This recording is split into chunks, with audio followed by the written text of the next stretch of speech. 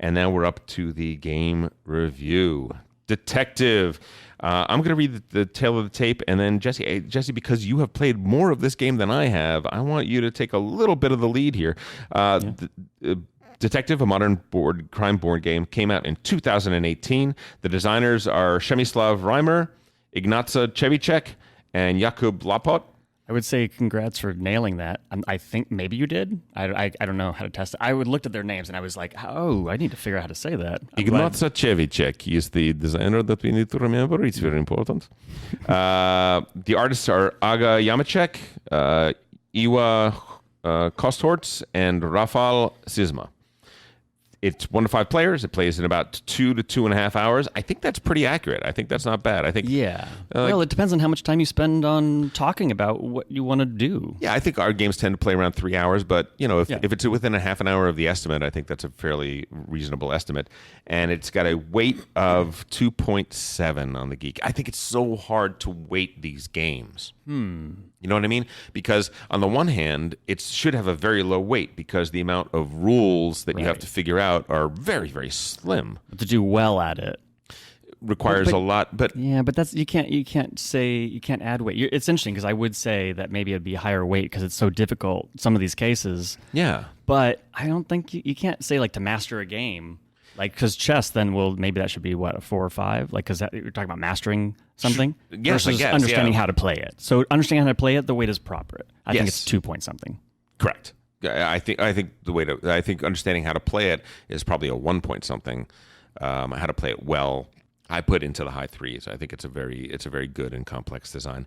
So you have heard us talk about Chronicles of Crime. You've heard Jesse talk about Chronicles of Crime. You've heard us discuss just a few weeks ago Sherlock Holmes Consulting Detective, one of the old school games, one of the predecessors of this, and probably the originator of this format as a board game. What makes Detective tick? What makes Detective different? Well, yeah. So it's interesting this is 1 to 5 players. Let me just first say, before Maddie goes to solo this game, like I really do think that this is about the interaction and discussing. I think it'd be super difficult to do this on your own because you got to talk out loud.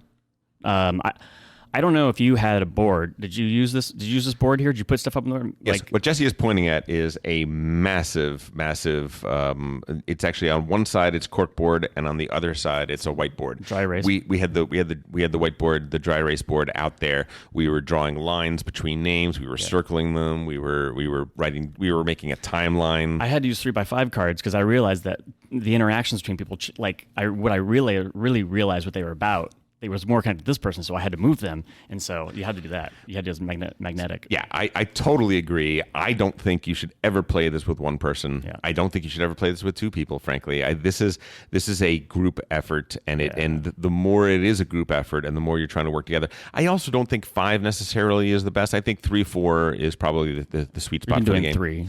Yeah, I think that's a great number.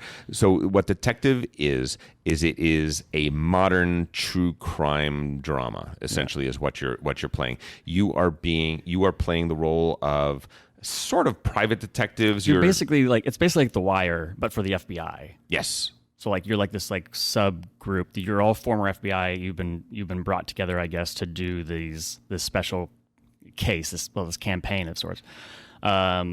You've got. Should I just go over the basics of the game? Yeah, by all means. You got this little tiny board, and you got these 5 locations. So these are the different places you're going to get different leads, and you have to go to these different locations to pursue these leads.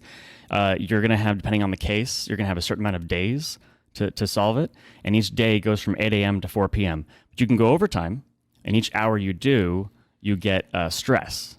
And stress, you have stress limits for each case. You'll have 7 stress. If you hit 7 stress, the case ends immediately, no matter what day you're on, and you got to go, try to solve it. You guys are burned out. You're not going to be the team isn't able to function anymore, and you're going to have to go to the end, which essentially is a exit interview for the case, where they're going to ask you, what have you determined to be the answer to this? What is the significance of that? Blah blah blah. And they'll tell you the answers to some degree, whether you get it right or wrong, because you need to know some information moving forward. Because you've got to understand that there's each case, which is kind of its own little mini game, and then there's the meta plot. Yes. So what's interesting about the game is when you're doing each case, sometimes you don't know if what you're pursuing is for that case or if it's something that's going to pertain to something later. But you might be rewarded with a plot card, in which case you're going to slip that into the fourth case, for instance. And at the beginning of the fourth case, you're going to read what that plot card is and what, I don't know, it's a really fascinating mechanic. And we found ourselves in the first case. We had some theories. We would talk about like, okay, after each day, we kind of go, what could be going on here? And we would talk it out loud. And then in the next day, to not to give away I'm not everything, giving anything away. would you? No, I know, Yeah. but would you say that your theory centered around the one event that everybody had to attend during the middle of the case?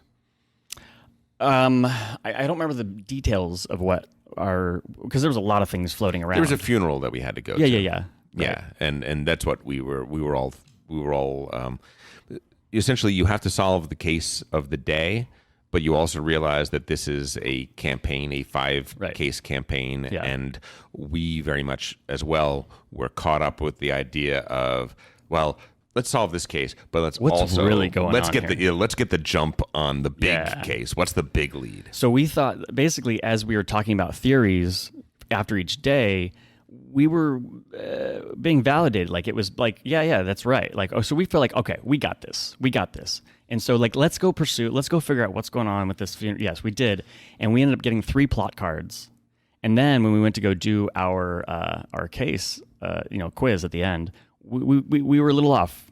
we didn't quite go the further. You got like 75% of the information necessary because you missed something. So in ours, first of all, LARP abilities out the wazoo. Yes. I had mirrored sunglasses that I kept putting on and taking off at various dramatic points. It's like, or is that just what they want us to think? Right. And I ripped the glasses off, and Trey had on his phone, he had the 2-tone notes from Law and Order, dong dong. And at various points when we would be like, okay, somebody's got to go to the bathroom, so we'll take a pause. And then somebody would have to say something dramatic, and then Trey would play dong dong. And so we would. That's awesome. We all had, every single one of us had a legal pad, and we were writing furious notes and then putting them up on the whiteboard. The game is amazing at creating that sense of detectives taking really notes, like putting together a team. Yeah. I will say 2 of the other things technologically related that are very interesting about the game is that they have something called the Antares, which is the organization you work for, the Antares database. You work for essentially a private espionage/detective agency that has links to the FBI and has a lot of ex-FBI agents in it. And you can type in things onto that database from information that you find on these cards and get all sorts of things. You can enter fingerprints. You can look up names and find out all their priors, and you can look up details. You can find out details about cases. But you can also look up some information on the actual World Wide Web. Yeah. You can encourage you to Google. Yeah, you can Google things. In the first case, one of the interviewees remembered that a crucial event that happened on the night of blank, and the blank was a famous event that happened in real time. And we could look up that event and figure out, oh, that happened on that day. Where does that go in our timeline now? And we could place that event in the timeline of the case because we looked up the information of that. I don't know if in later episodes and later cases they do more of that. I wanted more of that. They do, and by the way, they tell you when to Google something. They don't. Which is, I've heard some people say that they wish they hadn't done that. I totally agree. I wish they didn't do that. But I think that you have to, because otherwise you're going to get caught up in the weeds and Google everything. And yeah, maybe that's true.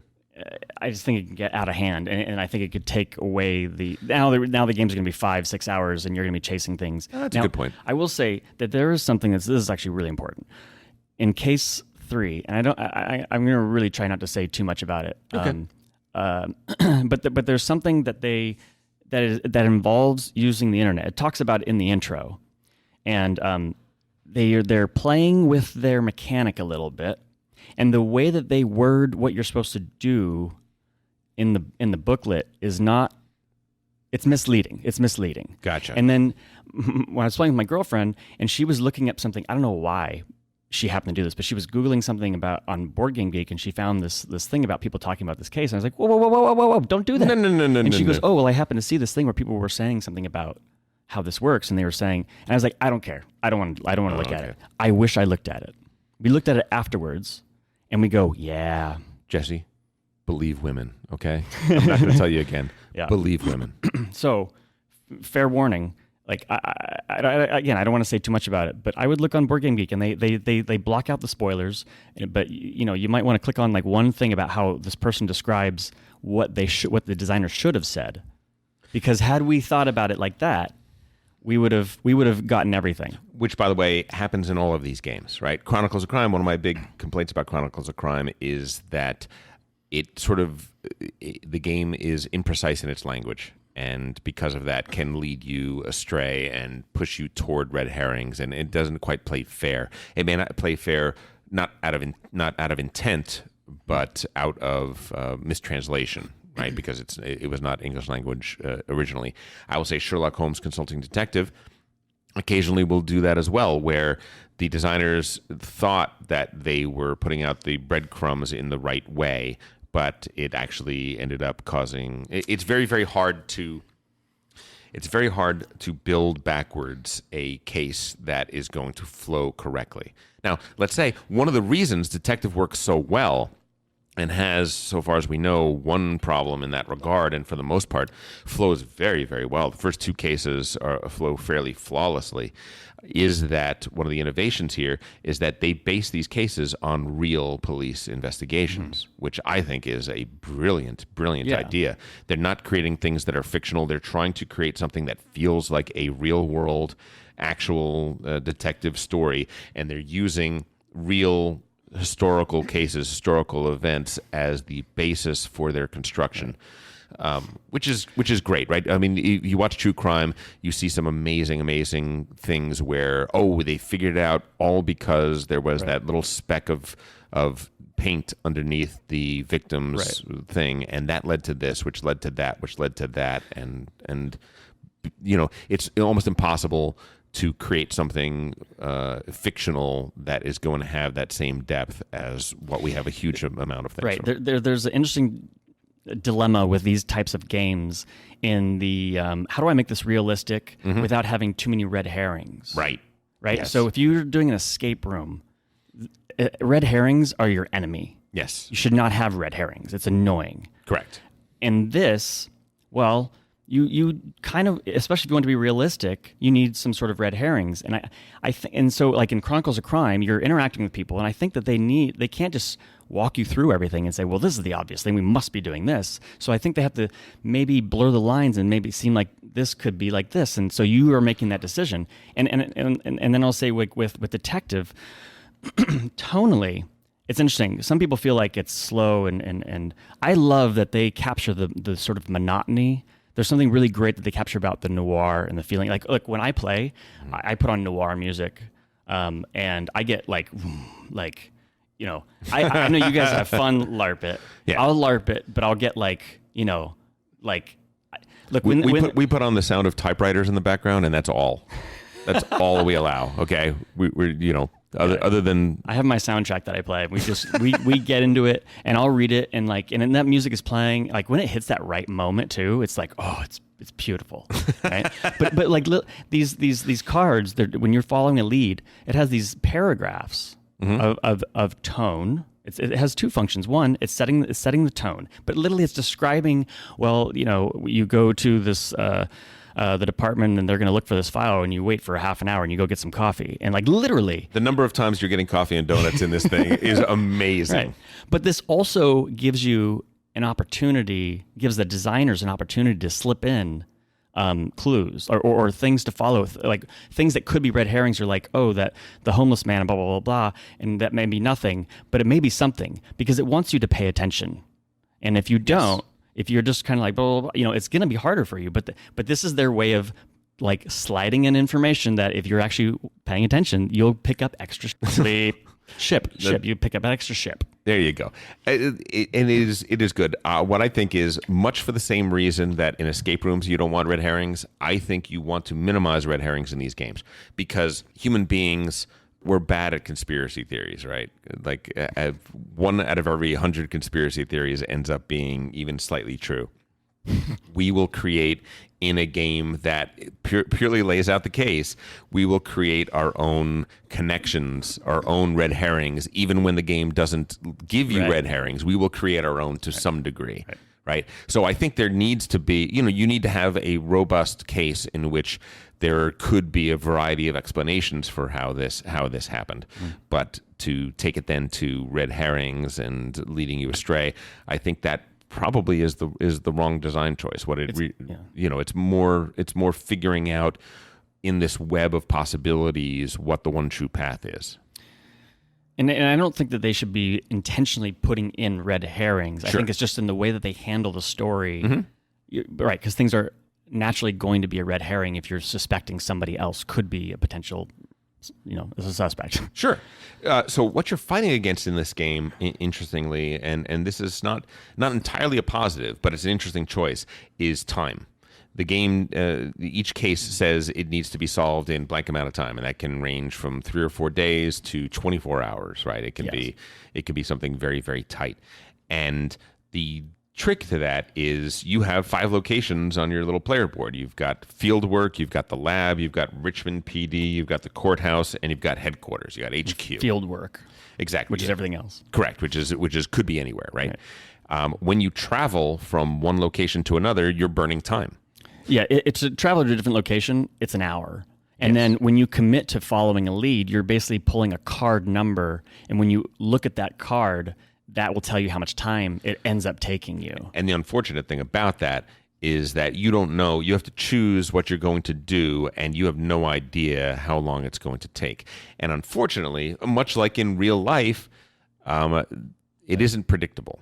It can be predictable to some degree. Like I can guess that if I'm going to go do field work and I'm going to go to the dump, that's probably going to take a long time. And like lab work is probably going to take a long time, or like it depends. Yes. Like some things are streamlined. They actually give you that in the beginning. They say, by the way, you go do this, it's probably going to take like 2 to 3 hours. If you do this, it's going to be like 3 to 4 hours. Yes. But not always. Right. Like I go to the courthouse and I think, okay, hopefully this is 1 to 2 hours, and it ends up, she couldn't find the file, it was misfiled, and before you know it, you end up with 3 hours that you didn't have to burn. That gets burned. Another interesting thing is that the decisions you make they're very real police decisions. It's like, how far am I going to push my questioning of this person? In the very first case, we mentioned that there was a funeral. We made a decision. Our intrepid investigators sweated really hard the widow of the person who died. And every time there was a decision in the card, it was like, do you want to press farther? And we sweated that poor woman. It was so bad. It was so bad. We were holding our heads as we were reading later on the card, only to find out that we had already gotten all of the information that she was about to give us, and we just put her through. Oh, it was terrible. Which is cool, actually. That there are other ways that you could find the same information, because that's real. Yes. Yes. But you don't know when that is unless you kind of as we've gotten better at this, we've gone.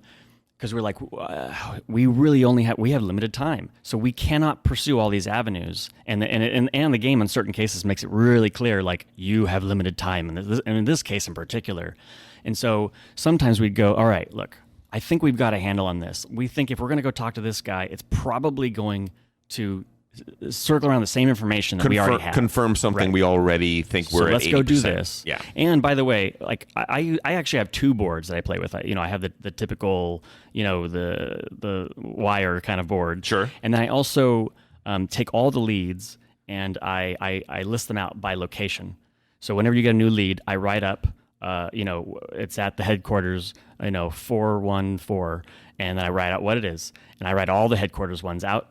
And then I do them, I cross them off, so that we know, like, okay, we're going to go to this location. We're basically going to usually spend all of our time at 1 or 2 locations a day. Correct, because moving that loss of that hour to move from a Yeah. location to location is bad. You want to see if like it, You're gonna group. I've done almost everything we can possibly do here. Probably the best way to play through the game is to not do everything at every location, because some of it is superfluous and you can cut corners. But you never know when the one thing that you're leaving behind, the one piece of information that you didn't get, ends up being that thread that you really need to pull on, which is interesting.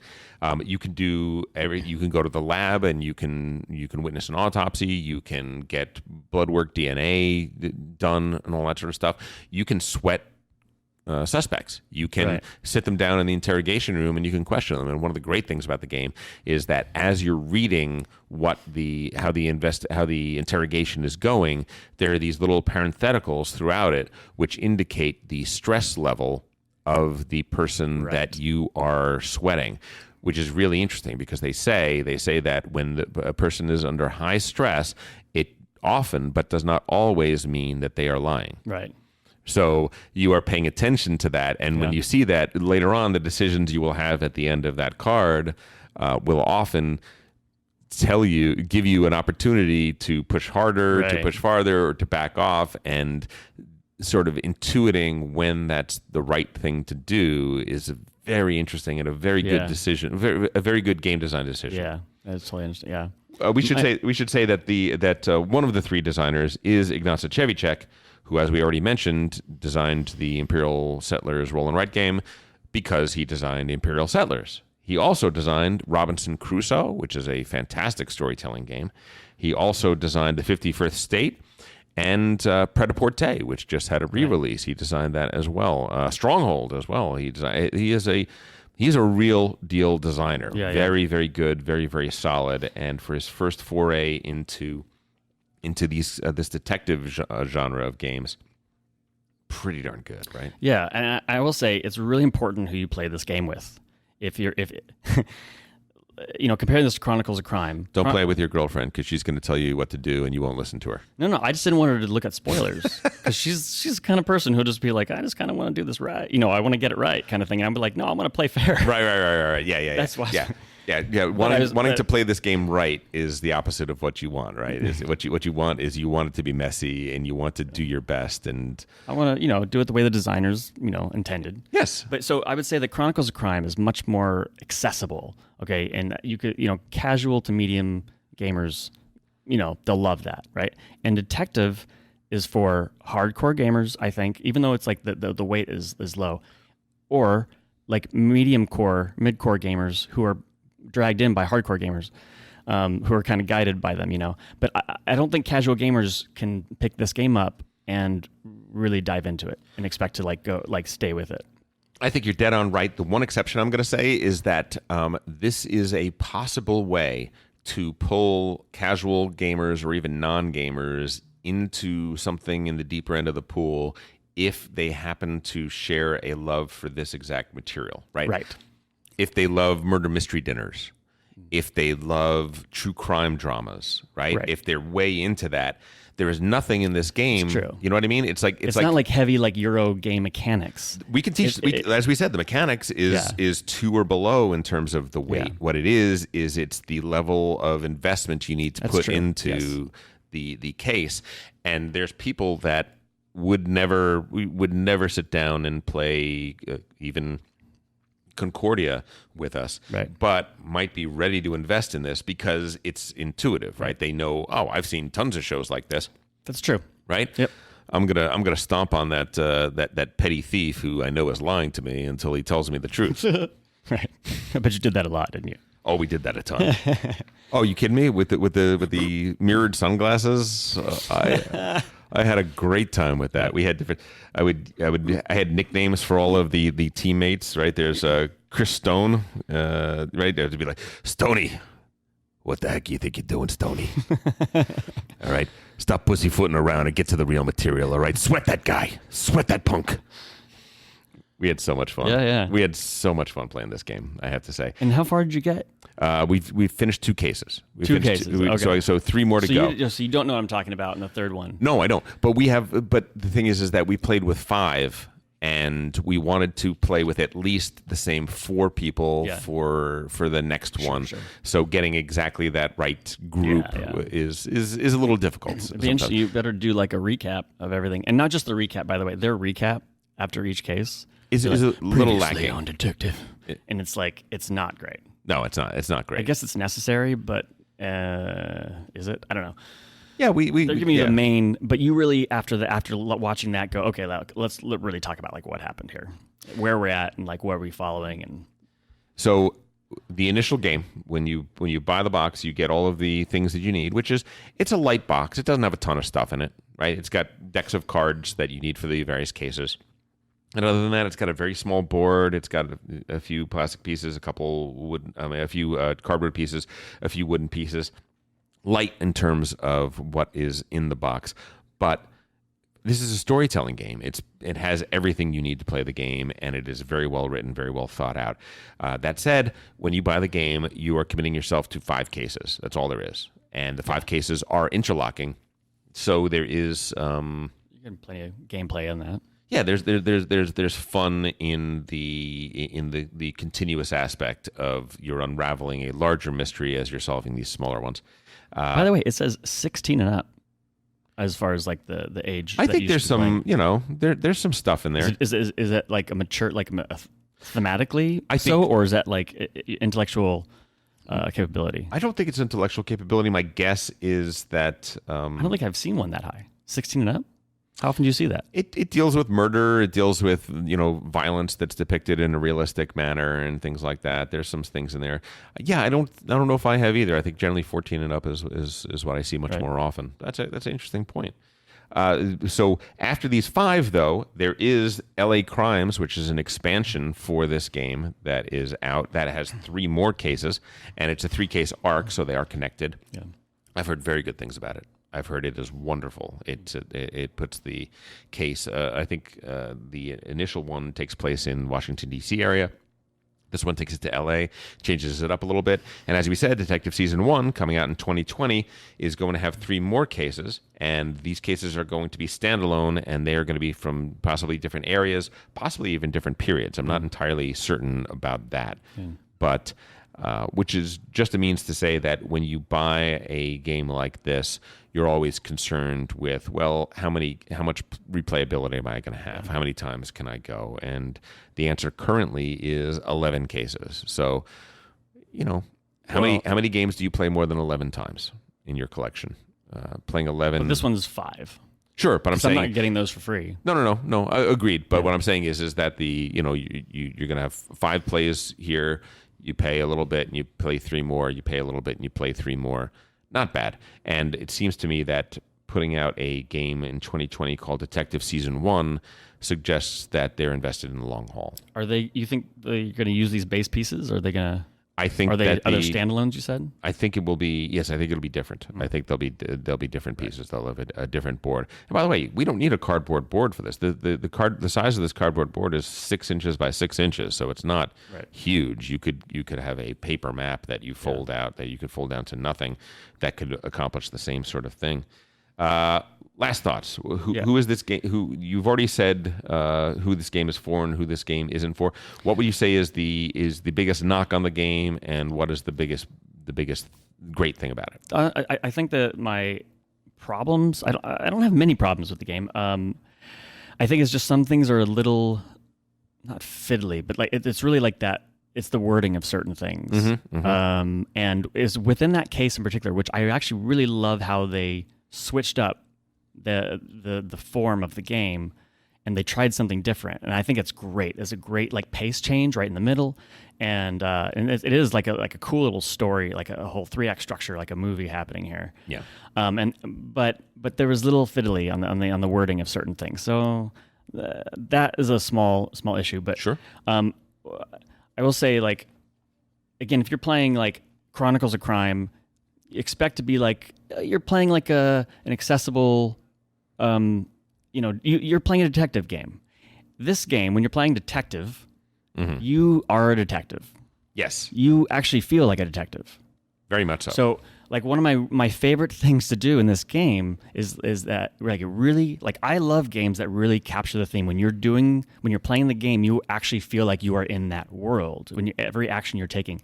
And so this game does a great job of like when I have everything lined up on the board and you start talking, okay guys, let's talk this out loud. What are some possible ways that this person's got this going on, this person's got this going on, and this person's got this going on, and we're trying to make this connect. How could they possibly connect?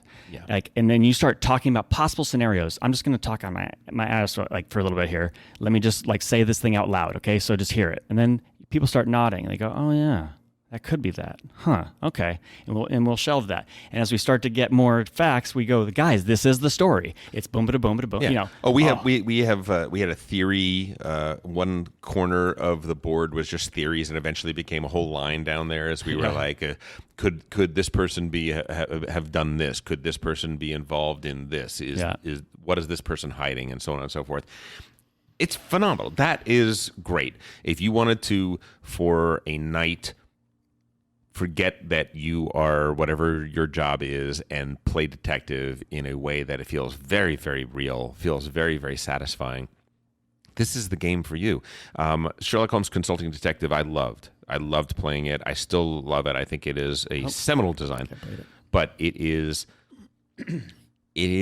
not as good as this. It's not as clean as this.